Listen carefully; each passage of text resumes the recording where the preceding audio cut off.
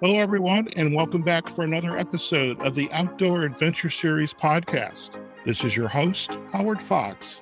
The Outdoor Adventure Series celebrates individuals and families, businesses, and organizations that seek out and promote the exploration and enjoyment of the great outdoors.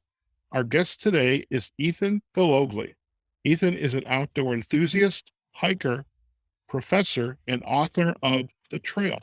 The Trail is more than just a novel about hiking that details the origins of the John Muir Trail, a 211-mile trail spanning the rooftop of the Sierra Nevada from Yosemite Valley to Mount Whitney, the highest peak in the continental United States.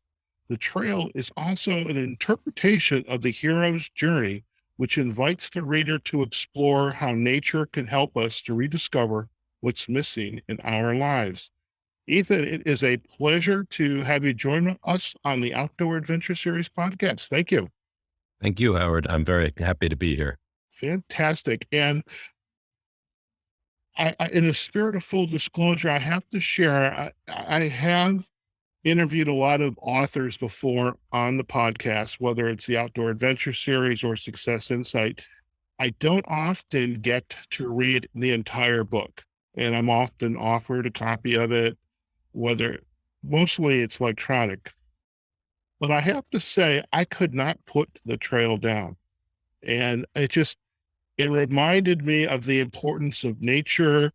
And it's more than just going out into nature with a mission, but it's a journey both internally and just really to enjoy what's available to us here in the U.S. And so again, congratulations on the book, and let's talk about it, okay? Thanks, Howard. And thanks for the kind words. I appreciate it. Fantastic. So before we get into the nitty-gritty of the trail, could you share with our listeners a little bit about your background and how you got involved with hiking and really coming to write a novel like this? Sure. Well, as a kid, I used to do camping with my folks. I used to do some car camping and stuff. And when I moved to California for graduate school, I was living up in Davis, and I took a trip with a friend to Yosemite for the first time. And I was blown away just by the sheer majesty of it, the granite walls, the waterfalls. It, like Muir said, it was like standing in God's temple.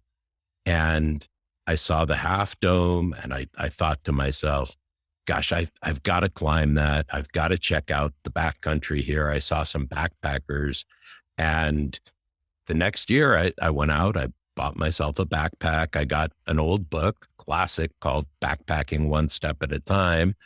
And I probably did half of everything wrong. My pack was way too heavy, but I went in, I did I think a 7-8 day backpacking trip, climbed the half dome, and just fell in love with wilderness. And after that trip, I tried to get out as many weekends and summers as I could into the Sierra, into the wilderness. And it's been 30 years and I haven't stopped backpacking.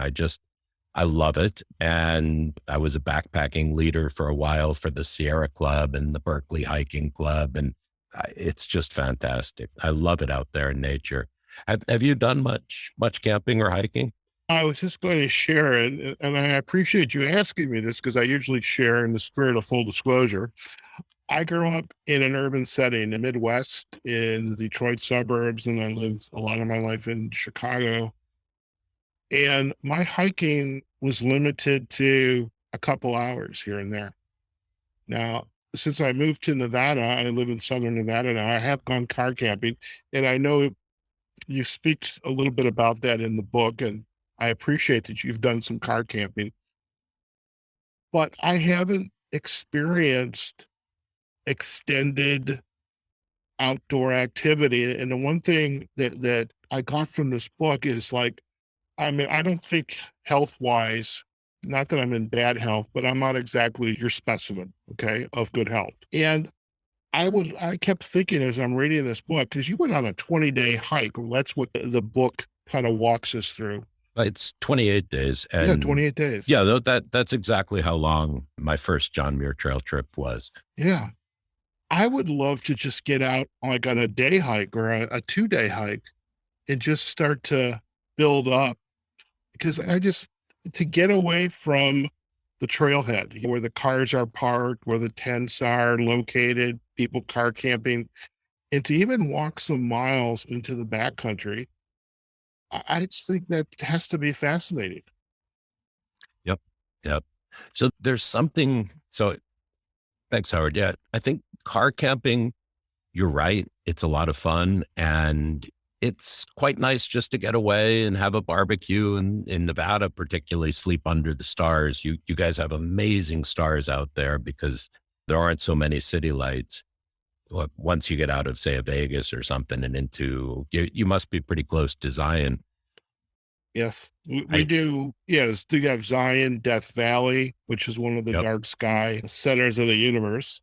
But I mean, I could just imagine being up in the John Muir Trail, seeing those stars. But what's that experience, that how you went from that car camping into the full multi-day, hiking experience? So the thing about, well, first, the thing about backpacking is I would not start with a 28-day hike. I definitely would not. When I started, yeah, I was in my 20s, and was ambitious, and I set out on a 10-day hike, and I cut it short a couple of days because I hurt my foot on that particular trip. But I would just start out, like you say, on a weekend hike. I wouldn't go overly ambitious. I would maybe get a pack together and carry it in, and some of your car camping gear, and just see how it goes. The thing about camping and backpacking is, compared to a day hike, is you really let things go. The beauty is, if you're going out on a hike, in the back of your mind is, well, I got to get back to my car. I got to get back to home. I got to cook dinner. I've got work to do, whatever's in your head. But when you're going out on a camping trip, and particularly a backpack, everything you need is with you. That night, you're going to be outside. There's nothing to trouble you until the day after or whatever. So you get out there and you're just free. And it's a complete relaxation into nature. And then nature is extremely healing. From the book, Gil goes through essentially a healing process, as does Sid, the other main character. And nature is that way. It really heals us. It really relaxes us mentally. It really helps. Now, you said you're concerned about being in the greatest shape. I'm not in the greatest shape, but when you get out there and you start walking, the pounds melt off. I've seen PCT hikers who, I mean, it's extreme, but they do a 2,600-mile trek from Mexico to Canada. And I've seen some of their before and after shots, and some of them were huge. And by the end of it, they're a little thing. Walking is one of the best exercises there is. It's what we're naturally meant to do. It's extremely healthy. I would just say, start with the short one. Go in 2-3 miles. Don't overdo it, and build up to some of the longer trips. If you enjoy it, then go for a 5-day trip, and don't chop off too much. As you do more and more of this, your legs will get in better shape and you get better. When I do a long hike, after a winter of hibernation and putting on a couple of pounds, when I go do a long hike, I start out slow. I won't do more than 7 miles in my first day because my pack is quite heavy and I'm not in condition. But by the 3rd or 4th day, I'll start upping my miles. So don't push it too hard. There's another book you may want to read. It's by a friend of mine, Lori Turney, who wrote a book called Trudge. And her book is about a woman. It's a memoir. It's about herself, actually. She started out as a plus size hiker, and she did the John Muir Trail. And it's all about her experience and her frustrations with not being able to go as far and as far and as strongly as her companion, but eventually building up to it. And the trail provides, if you're willing to start slow and build up, you definitely can do a trail like the JMT, but I wouldn't start with the JMT. I would not start with the JMT. And I think, looking back in the book with Gil, the thought that first he didn't even want to go on the trail, didn't want to do it, but he begrudgingly did. but he wasn't even prepared for it. And what I found from reading the book, and I really want to thank you for this, is I want to get past the car camp. And when I moved to Vegas, I bought all the things I needed to do to car camp. But after reading this book and now getting the chat with you and hearing more about you and the essence of this book, I have had some podcast episodes where I've chatted with folks, Alex Sills Troush and David Young. Both of them are outdoor enthusiasts who think nothing of getting into the backcountry. And so the three of you, so you're like the capstone of this right now. I'm thinking I need to reorient myself to that start of a 1-day hike and just get it into a habit of doing that. And I think you're spot on. The nature is healing. And that's what I loved about this book is by the end of it, nature not only healed Gil, but it healed our other main character, Sid. Yes. Yeah.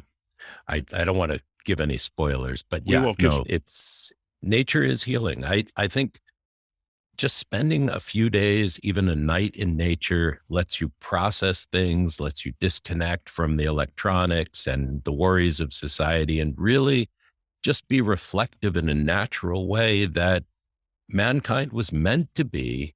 But, all the noise of the modern world makes it difficult to do. There's always that one more email to check or something when you're connected. For a first backpack, I would recommend you be very wary of the elevation gain. It would not be that hard to carry a pack, but if you've got to carry it up a massive mountain, if you're going up 1,000 or 2,000 feet, you're going to hate backpacking your first time. Right. So I want you to have a happy, successful experience.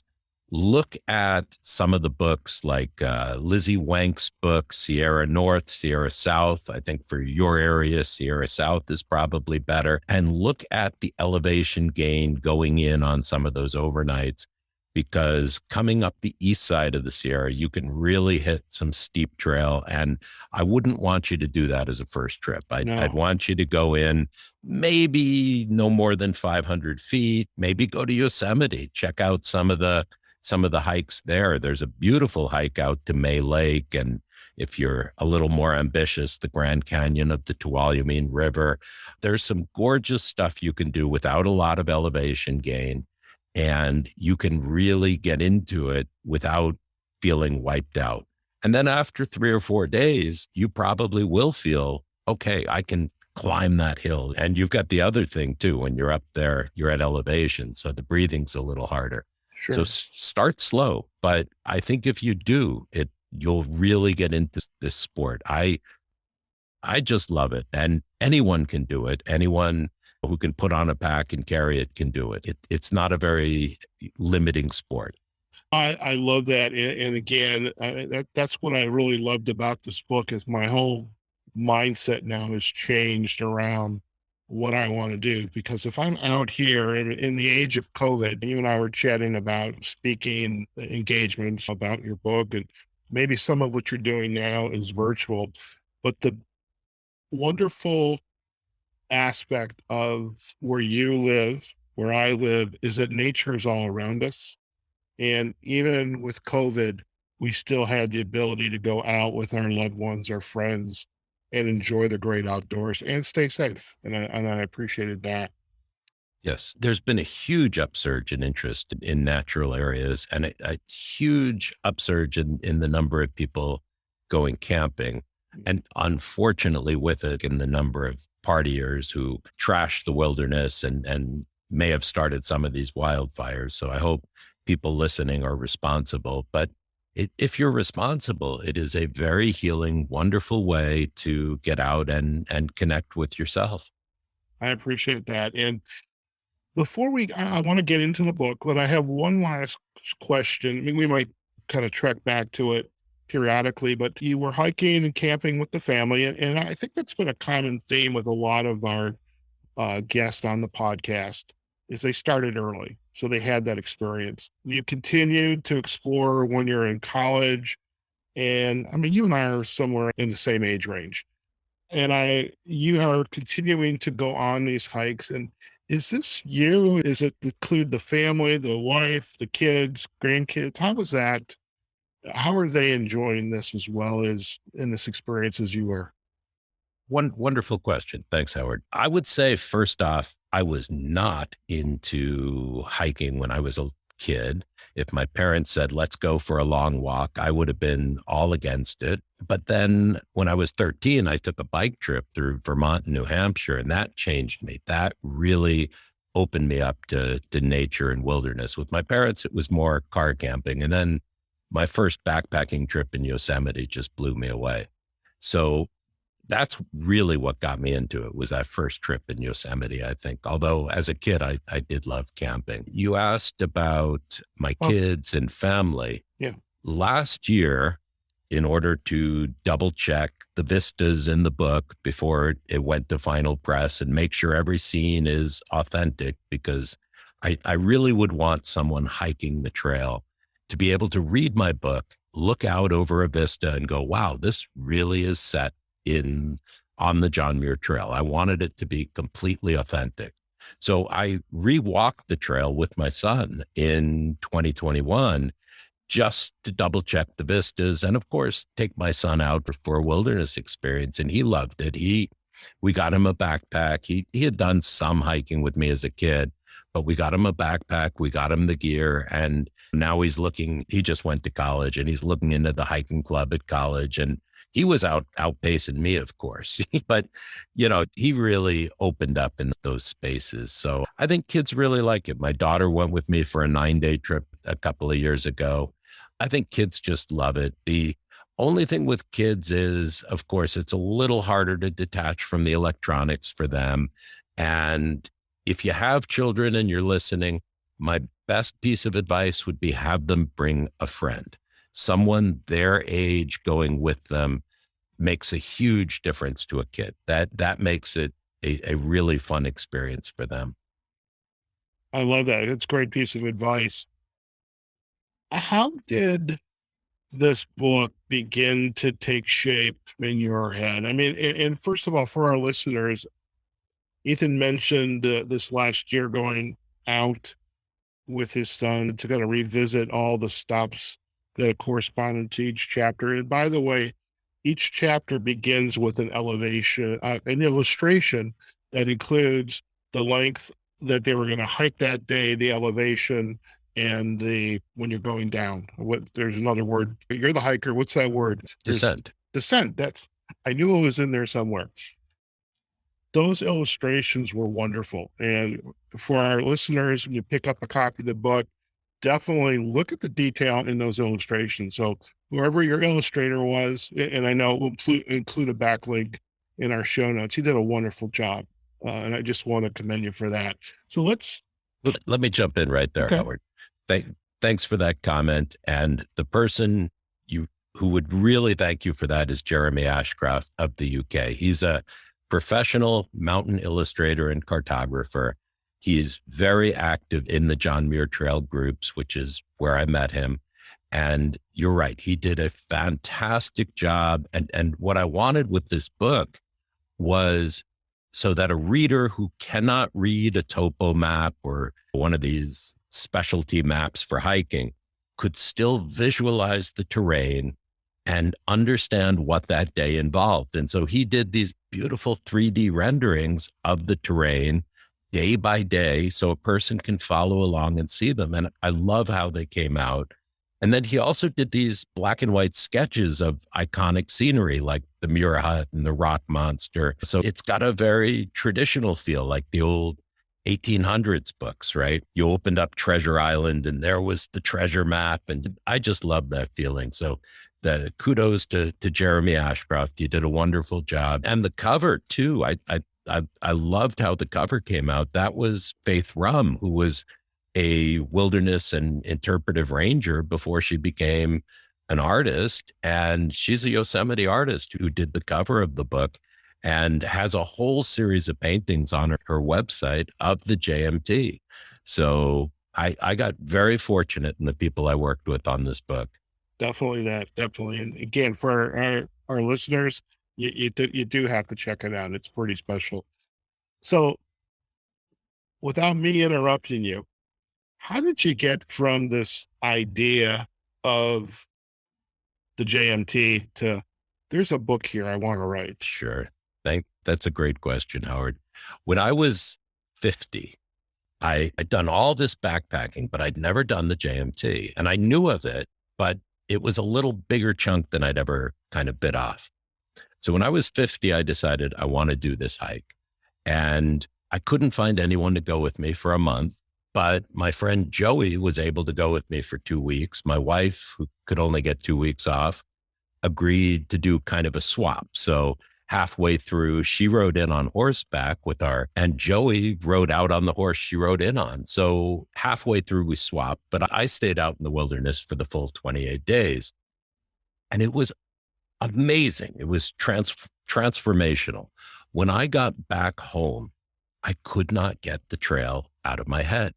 I mean, my wife and I, we went for a massage. You can imagine your legs get tired after 28 days on trail. You want to unwind.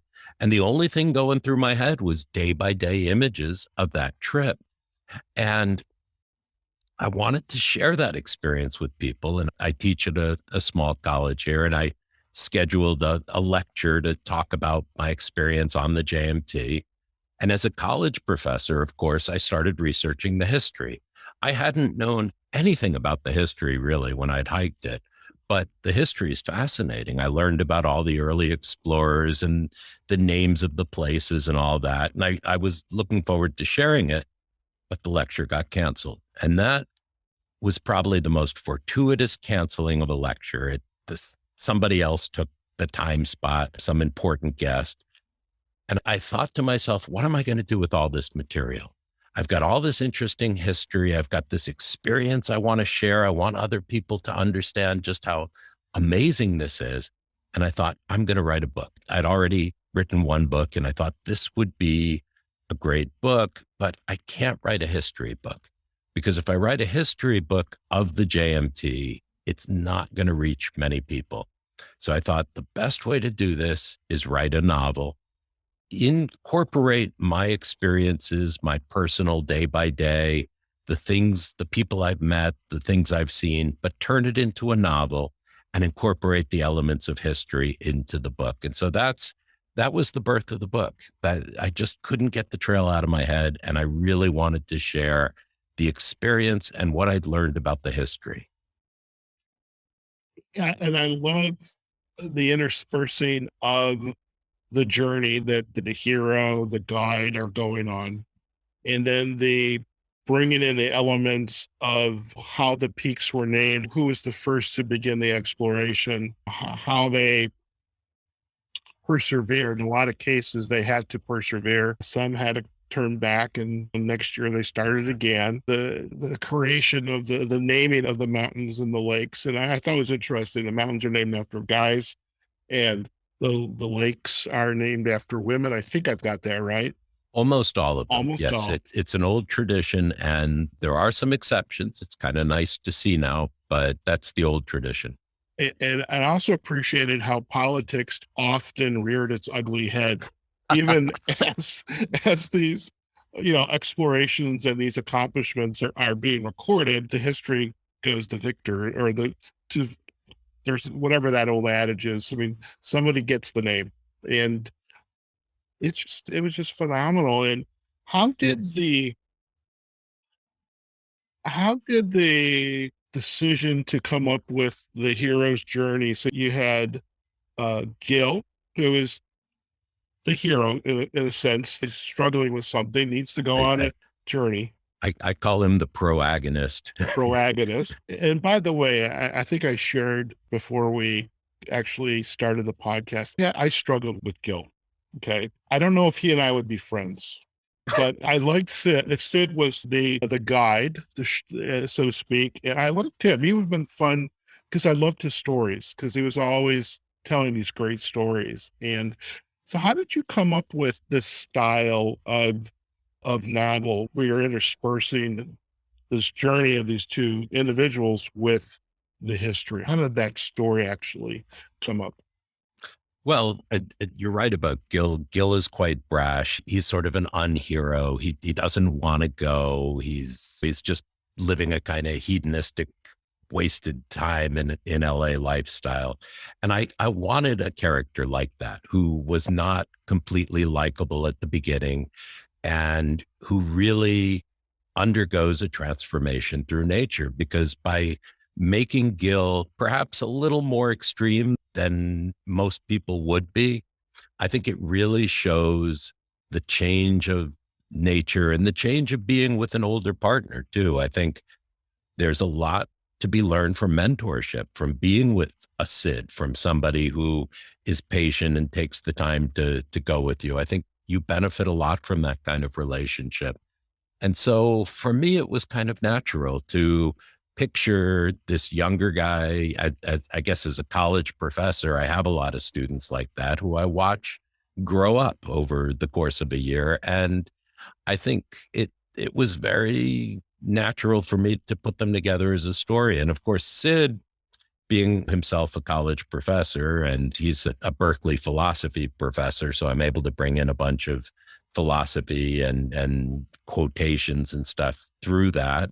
And I myself had taught at Berkeley for a couple of years, so I'm familiar with a lot of his background. A lot of Sid's character is channeled through my own experiences. I think with him, he was the perfect narrator for telling those stories of the history. Yeah, he's fascinated with the history and he's kind of obsessed with it. And so him telling sort of campfire stories of history was just very natural. And Gil, at first, he's not quite into it, but over time, he's drawn into this very human thing about just having, like we're doing now, a conversation and just human interaction. I think Gil starts to realize how important that is in our lives. So it all felt very natural to me when I was writing it. And let's chat a little bit about some of the supporting characters. And Yeah. first of all, and I should have asked this even before we started. Can I jump in for a second, Go Howard? ahead. Go ahead. There are at least 50 supporting characters in this story, some more, of course, important than others. I had no idea. I'd written the book, it was published, and it wasn't until we did the audiobook. And we got this fantastic narrator to do the audiobook. And if you haven't heard it, it adds a dimension to the story because he does all those voices of those characters. And Really? he adds, oh yeah, it was incredible finding someone who had the talent, and male and female characters, big guys like Phil and Rena, the small Japanese hiker, and Permy, sort of the hippie guy. He does all those voices. And those are all characters based on people, almost all of them, based on real people I've met over the years in the wilderness. So I had no idea I'd written so many characters. And Jake said to me when we started the podcast, can you do a kind of profile of each character, what you want the voices like, how you picture them? And I started writing it and I couldn't believe how many characters were in the book. It was just crazy. But yeah, there are quite a few secondary characters and some of them very colorful. What I love the hot spring interludes where you have all these characters coming together and having a conversation. And this gets back to one of the reasons why I do need to explore more from a hiking standpoint is this idea after a hike, you go into this hot spring and you just kind of enjoy yourself. You relax. There's other people coming in. The stars are coming out. And then the conversation is in some ways just very free flowing. And there's also what I found from the book, each one of those conversations had some learning experiences like, what's the meaning of life? And I would imagine the difficulty or the challenge of incorporating these characters into this journey. And you did a really adept job at that and kind of help that you have. It was just to perhaps have your significant other, a writing group, but how do you begin to incorporate these characters so that it all comes across as being very natural? Oh, wow. That's a great question. And there's so many aspects to what you've just brought up. So you spoke about this hot spring scene in the book, and that's a real place. I mean, everywhere in the book is real. That's Iva Bell Hot Springs. And that's a place, as a beginning backpacker, if you're willing to take about a 4-day trip, you could take 2 days to get into and 2 days to get out of, and actually experience for yourself these natural hot pools in the wilderness that people soak in. And very often the conversations get quite spiritual. Now, in the book, of course, and I'm not spoiling anything, it comes Of up course. immediately. Sid is dying. He has terminal cancer. He wants to hike the trail before he dies. And there's a strong conflict in Gil because his own father has passed away, and Gil really doesn't want to deal with Sid's cancer. And Gil is really concerned. What does he do if Sid dies on trail? It's a huge question, and it hangs over the story. But I don't want to give away anything or any spoilers. But when they get to the hot spring, it's quite natural when one of the characters asks Sid what's going on. And Sid says, well, he confesses that he's dying, and a meaning of life kind of conversation pops up. And I've had in hot springs quite a few times where the meaning of life has come up and people have gone around and talked about it.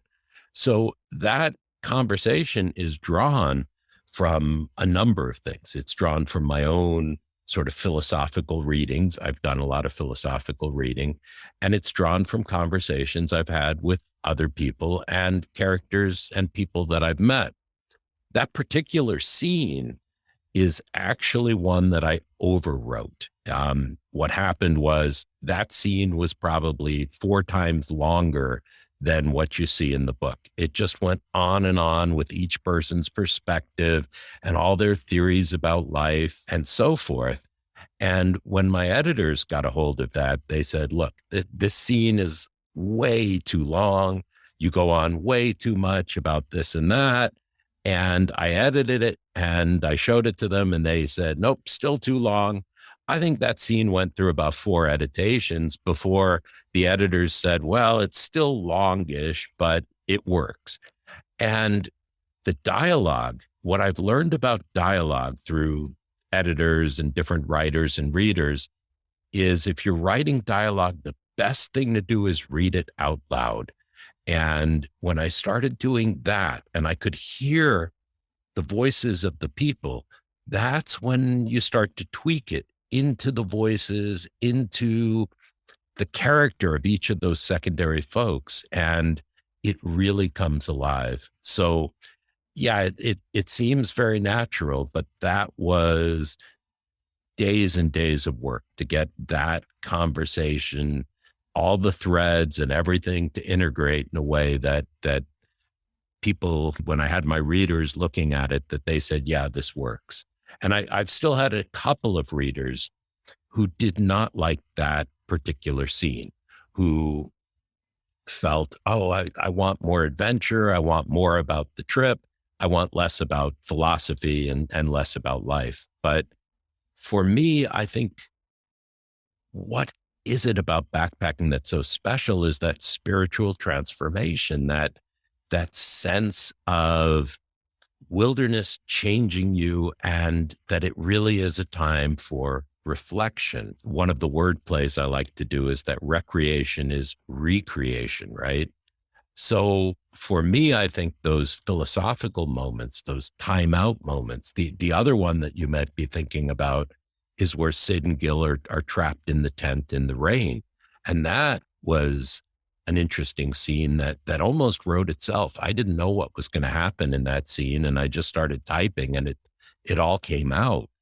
But that's another place where they get very philosophical. And I think those moments, which really do happen when you're backpacking and camping, particularly in hot springs, I think those are very much an element of backpacking. And that's actually, you hit one of my favorite scenes in the book. I want to share too, and for our listeners, I'm not going to give anything away here. Well, to Ethan, the interaction between Sid and Rena, there was something about that interaction between the two that it's like, as I grow older, and I'm unattached. And I think in some ways, even with Gil, looking for that connection, how do you find it? And I just, the bond that they developed in the moment because of that conversation and the scene, I just thought that was very special. For our listeners, you're going to have to figure out what it is. Go buy the book, listen to the audio tape. Ethan, I am a photographer, so I've been photographing all my life. I love it out here because I get to do dark sky photography and Ah, nice. except for an occasion where Gil took out his phone to take a picture. Camera. Gil didn't bring a phone. He only brought the camera. Okay. Right. Yeah, because camera batteries are going to die pretty quickly. There's an aspect of the story that, and we see a lot of these tourists, day hikers, they've got the camera and they're stopping everywhere, doing the selfies. They're looking through the lens and to take the picture, and they're not embracing the moment. And what I took from the book, and to really get the full effect of how nature could be so healing, is we do have to detach ourselves from the technology, even if it's a camera. And I would imagine that's hard because I guess we're having to rely on the memory that's being imprinted in our brain as opposed to the actual photograph. I imagine that's hard. Well, I don't think it's that hard, Howard. And I would definitely bring a camera if you go backpacking. I do. In the book, there's a point where Sid talks about this exact thing and how he stopped bringing a camera because he was focused too much on getting the shot. But when you're backpacking, when you're hiking, your camera is not always on hand. Mine, for example, is in a little shoulder pouch, and you're just experiencing nature. You're looking at it with your eyes, and it's transformational. Once in a while, though, sure, you're going to stop and you're going to want to get that beautiful scene of Ray Lakes or something. And that's fine. There's nothing wrong with that. And I think for you as a photographer, my mother's a photographer. She's a professional. And for listeners, if you want to see her photography, her photography, just Google Fran Gallogly, and same spelling as my last name, and you can see some of her work. She's a much better photographer than me, but I also do photography. And I think as long as you don't get obsessed by it, in other words, you're not walking through the wilderness looking for something to photograph. You're just open and experiencing. And when you have that moment and you see something that strikes you, you put your stuff down, you sit down, you take your photo, you enjoy it, and then you go on. Or as a professional might do, you camp in a spot that you really love. And then you spend a day or two there just watching the light, watching how the light changes across the mountains. And there's nothing wrong with that. In fact, it's meditative to just sit there and observe. So absolutely nothing wrong with taking a camera and doing that. Just don't let it be the absolute focus of what you're doing. Be in harmony with nature, and I'll bet your pictures come out better for it. And I love that last part of the description because I can see myself hiking to a location and just staying there for a day and just observing again of the light. And there was a scene in the book, the purple flowers, the little purple flowers. The sky pilots. And I was like, oh, that would be pretty cool. And it was really fun to have to share this as I'm going through the book and I'm taking some notes. As our listeners know, I always have show notes, and I didn't want you to quiz me. I know you're a college professor. I didn't want to quiz, but I found myself on occasion Googling like the purple flowers, a couple of the birds, and just the wildlife, the different kinds of pine trees, and just really very fascinating. So I don't know if I know I've shared this with you, perhaps, and I know I've shared this with listeners before. I live above an REI. First of all, I can't buy REI clothes. They're too small for me. Okay, so I've got to go elsewhere. Like Gil, if you remember that scene. Yeah. Well, one thing that I found really funny is that Gil packed these freeze-dried pouches of Oh glop, God. Yeah. whatever. Now, Backwoods buffet. yeah, now, in all defense of REI, I'm probably the guy that's going to buy that food if I go out on a 1, maybe 2-day hike, okay? Because it's easy. But there was a lot of energy bars being eaten, consumed. Is that really the preferred? I mean, I know you get food, you have your locations where food's being brought in, you've got your container for resupply, but in a journey like, the JMT, is that your diet for the most part, is these energy bars? Yes. So you're limited by mass and space. And unfortunately, you've got to carry a bear can to keep the bears out. And you've got to get all your food, sometimes for 10 days, 12 days at a stretch, into that little can. And so it has to be very dense food. It has to be very calorie rich because, as you can imagine, you're burning quite a bit of energy hiking. And it has to be very lightweight. So these dehydrated meals are typical. Now, for Gil, he makes a really bad choice, right? He buys the worst possible brand. He doesn't taste them ahead of time. And he even messes up and puts all the same flavors in each of his resupply. So not only is he stuck with awful food, but for 7 days in a row, he's stuck eating the exact same meal. It's miserable. And if you've tasted that backpacking food, some of the off brands, some of the cheaper brands are awful. They're really awful. But some of the more expensive stuff, now they've got organic food and much more natural stuff and things that, like this risotto mushroom I had the other day when I was backpacking, freeze dry, but really tasty. So the advice I'd give to you and anyone else is buy 1 or 2, try different flavors, keep notes on which ones you like, and buy the more expensive, better, more natural brands, and you'll be okay. But yeah, the food is not what you would be eating at home. It can be. I've dehydrated my own meals before and made home cooked things like homemade chili and stuff that I brought on the trail. But that's a lot of work, and your average beginner is not going to do that. For a longer hike, I do tend to prep my own meals. Inga Ash, if I'm saying her name right, has a good book on prepping dehydrated foods, I think called The Hungry Spork. There's a good book called A Fork in the Trail. So there are some books you can get and some groups about prepping your own meals too. But by and large, yeah, you're eating energy bars, you're eating oatmeal. A lot of PCTers will be eating Pop-Tarts just to save on having to cook their breakfast. The food is not what I would call great, but you can make it pretty tasty, but certainly not the same as eating at home. And yeah, you're eating for lunch, it's typically bars.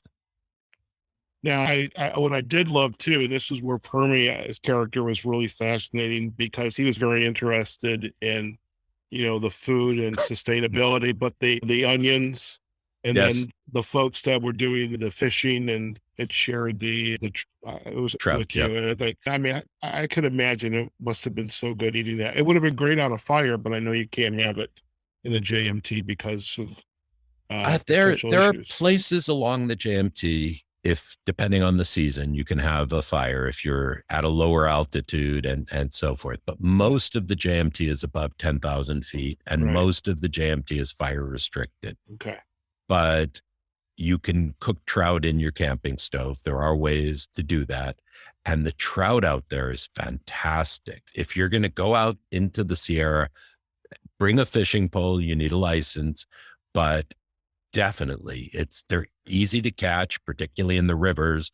They're just hungry for food, I guess. And you just pull them out of the water and it is the greatest thing. They are just so tasty up there, particularly after a long hike.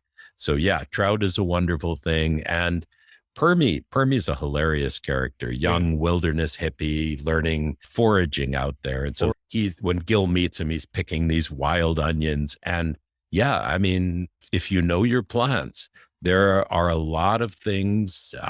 It's a gray area in terms of regulations, but you can certainly harvest wild onions and other things out there in the wilderness and just add them to your food, spice them up a little bit. I know I've enjoyed onions many times, so they're out there, and they're not, by the way, the listeners may be thinking of the round onions. They're much more like the Asian green onions or scallions. Okay. They're not the bulbous onions that Gotcha. that you may be thinking of. Gotcha. One of the last scenes in the book where No Sid is, spoilers. no spoilers. One of the last scenes in the book, they've reached the pinnacle, Mount Whitney.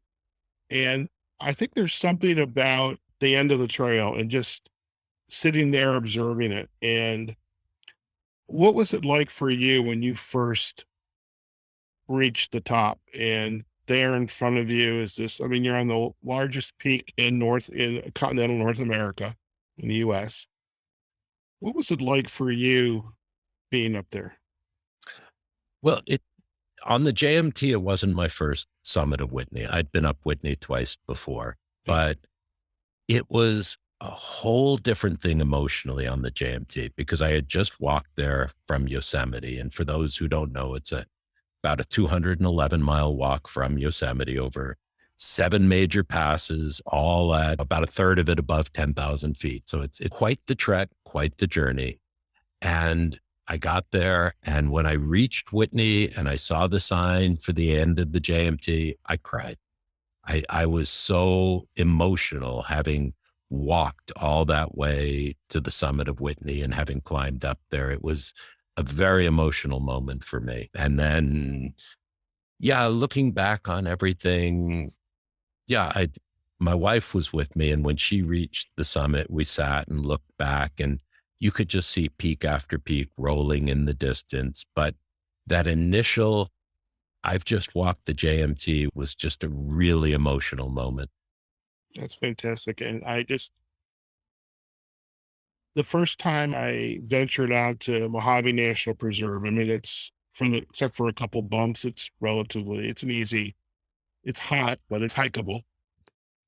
But just when I was out there, we were going to be shooting the Milky Way, and just around midnight, the Milky Way is finally rising, and it's just like once your eyes can adjust, there's all these stars, and so it was like an oh wow moment for me. So I could imagine for Sid in the book, for yourself, or for anyone else for that matter, when you're at the end, the top, and if you have a chance even to spend the night up there, just you're like at the top of the world. It's got to be just the most wonderful experience and feeling. Yeah, camping on top of a mountain is different. It's quite amazing. Now you have to watch the weather. You better make sure it's clear skies. Right. You don't want to be caught up there in lightning. But yeah, there's something spiritual about being on top of a mountain. And I think long before any of these explorers came out to the mountains, of course, there were the Native Americans, and was sacred to the Paiute people. It was considered I think the old man, and Sid talks about that. But you would have natives go on vision quests and spiritual journeys where they would go up a mountain, and it's quite an experience. And I think we feel something of that today when we sit on a mountaintop and we've walked all the way there and all we have is what we need with us. It's quite a feeling. Very good. Very good.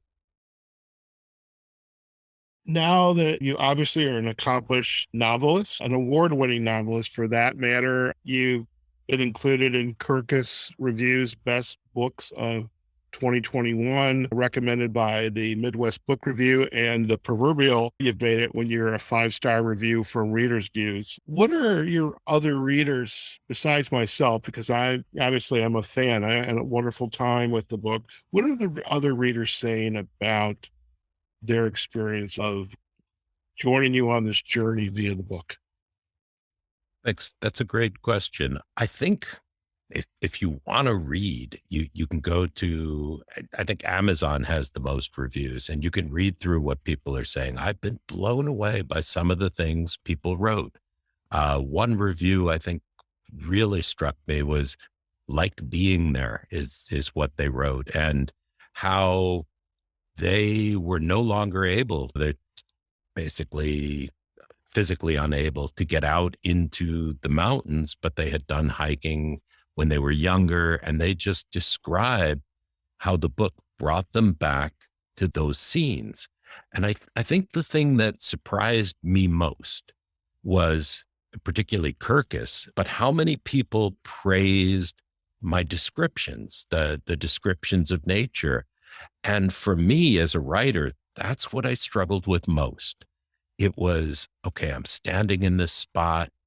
It is gorgeous. It's just taking your breath away. It's like being inside God's workshop. It's unbelievably majestic. How do you translate that in the paper?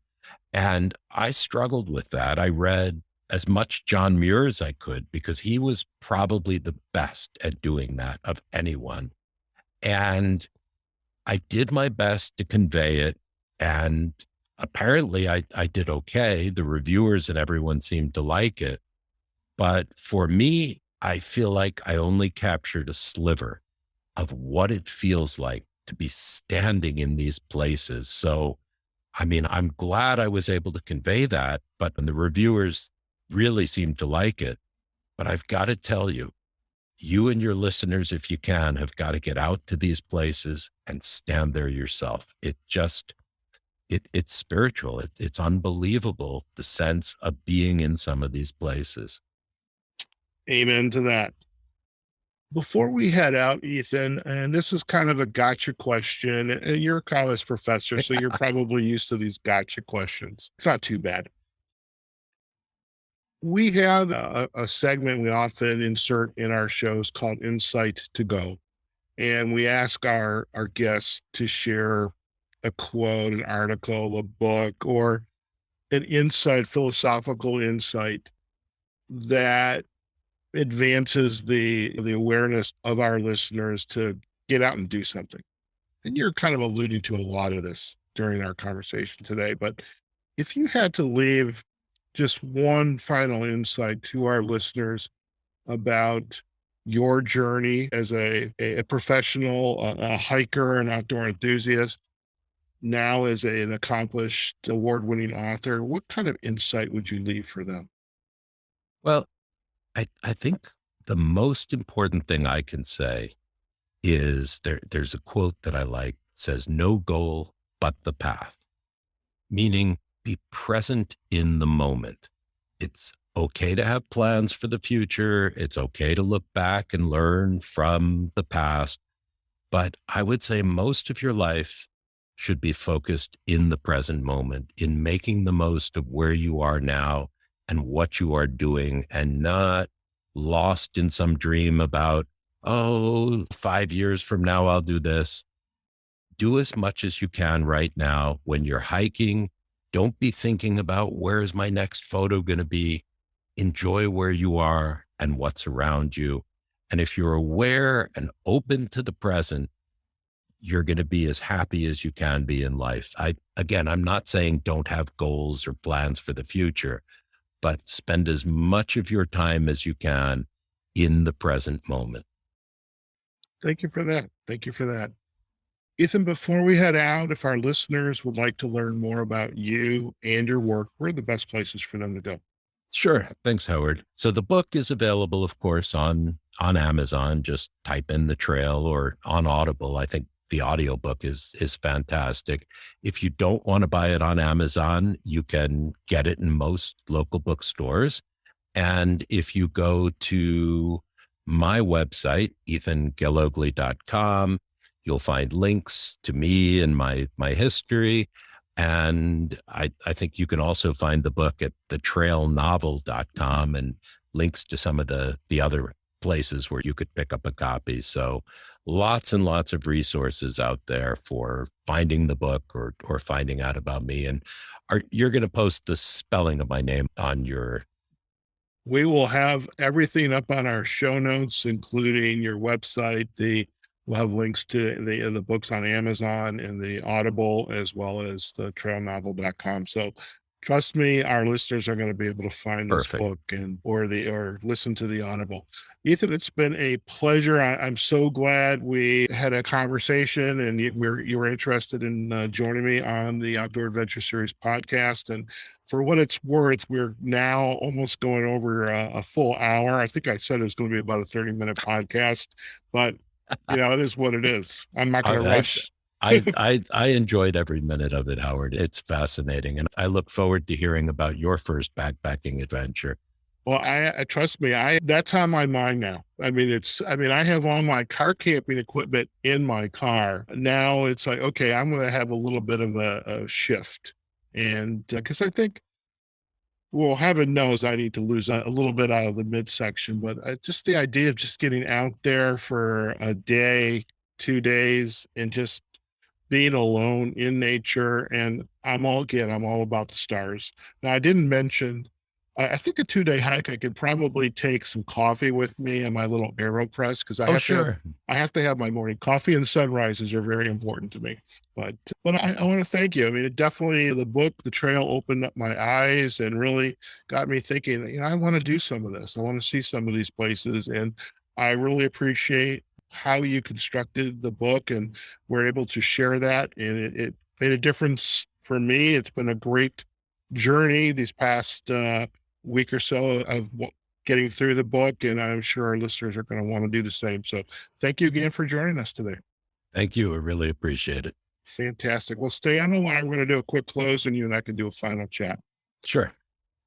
All right, folks. Hey, we are well over an hour, but something, this is going to be an hour well worth spent. And just been chatting with Ethan Gallogly. He is a outdoor adventure enthusiast, an avid hiker, professor, and author of a wonderful novel, The Trail. And do go out and pick yourself up a copy of this wonderful book, or you can listen to the book via Audible. We'll provide the backlinks to Ethan's website, ethangallogly.com, as well as where you can pick up copies of the book on the various store platforms, trailnovel.com. What a wonderful story, and the journey, again, the hero's journey interspersed with history and knowledge about the creation of the John Muir Trail, this 211-mile trail that spans the rooftop of the Sierra Nevada from Yosemite to Mount Whitney, the highest peak in the continental United States. Great conversation, and just really Ethan's own journey, as well as how the book was constructed. And I'm telling you, if you're not out there hiking, or maybe like me, you want to go out and hike, now you've got some good reasons to do that. I mean, if you get out to the JMT, well, good for you. Enjoy it. And this book is a great guide. And we also appreciate Ethan sharing the works of his illustrator, Jeremy Ashcroft, as well as the other young lady. Ethan, I'm coming off script. Who was the other you mentioned? Faith Rum. Faith Rum. Who did the cover. Who did the cover. And we're going to provide backlinks to their social sites as well, because we want to acknowledge their contributions to this wonderful book. Okay, folks, wherever you are, whatever you're doing, go out there, have a phenomenal day. It's Friday here in Las Vegas, and I am looking forward to the weekend. I think I'm going to go on a short hike this weekend. Yeah. So we hope you enjoyed today's episode. You can find us on outdooradventureseries.com. We are also on Facebook and on LinkedIn. On Facebook, you can find us on our Outdoor Adventure Series page. On LinkedIn, we share the site with Success Insight, so this episode will be there as well. And we are on all of the major podcasting platforms, including Apple Podcasts, Google Podcasts, Amazon Music, and Audible. So you can listen to this episode on Audible. How about that? So leave us a comment, share it with your friends, let us know what you thought, and do go out and pick yourself up a copy of The Trail. And until then, we look forward to having you on another episode of the Outdoor Adventure Series podcast. Take care now.